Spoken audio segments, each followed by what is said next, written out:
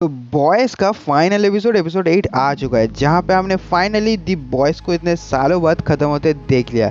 लेकिन इसके बाद भी मैं कहूंगा कि बॉयज जिस तरीके से सीजन 1 शुरू हुआ था और फिर सीजन 2 में भी पीक किया था, सीजन 3 में जितना पीक किया था उसके बाद जो डाउनफॉल होना चालू हुआ था सीजन 4 से, वो अभी भी कंटिन्यू है। क्योंकि फिनाले देखने के बाद मेरे को बहुत एब्सर्ड तरीके से लगा कि बस खत्म करना था, खत्म कर दिया। मतलब ये जो फाइट दिखाया होमलैंडर बूचर, ये अब अच्छा था।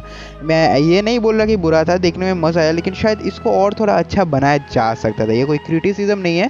अगर आपने कॉमिक्स भी पढ़ा है बॉयज़ का, तो इसमें कुछ ट्विस्ट रहता है।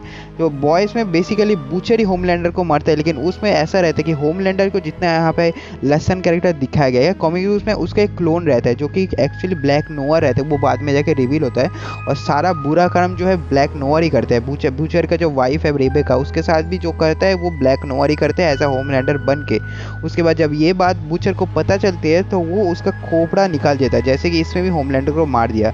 और लेकिन ये जो दिखाया कि किमिको का पावर यूज़ करते होमलैंडर पूरा पावरलेस हो गया, वो चीज़ मेरे को अच्छा लगा देखने को। बट मैं ये एक चीज़ बताना चाहूँगा कि जब वो पावरलेस हो गया तो ये दिखाना चाहिए था कि पावरलेस के बाद एज अ ह्यूमन उसको कैसा फील हो रहा है। तो फिर वो ज़्यादा और डेप्थ ऐड करता है कि कैसा फील हो रहा है, कैसे वो समझ रहा है, तो वो देखने में भी हमको मज़ा आता है। लेकिन वो बहुत जल्दी जल्दी करके जल्दी जल्दी निकल दिया। उसके बाद अगर बात करें हमारा दूसरे कैरेक्टर्स की एडी की, तो वहाँ पे बूचर फिर उसको लगा कि उसको मारने से फिर एक होमलैंडर शायद पैदा हो सकता है, तो फिर वो रेज में चला गया। और कॉमिक्स में वो बहुत ज़्यादा रेज वेटिंग करते हैं, यहाँ पे तो फिर भी उतना नहीं दिखा है। लेकिन आखिर में ह्यू भी उसको समझाता है और आखिर में मार भी देता है। तो ऐसा कुछ चलता है और आखिर में काइंड ऑफ हैप्पी एंडिंग आप कह सकते हो। लेकिन एज सुन एज बॉयज़ ख़त्म हुआ, जैसे कि अमेज़न वालों को पता है कि ये कितना विटामिन ए में रखता था, तो उन्होंने जल्दी से जल्दी फटाफट अपना दूसरा जो स्पिन ऑफ वॉट राइजिंग आ रहा है, जिसमें सोल्जर बॉय रहेगा और फिर बाकी भी बहुत सारा कैरेक्टर रहेगा, उसका ऑलरेडी ट्रेलर ड्रॉप कर दिया। तो मतलब समझ रहे हो,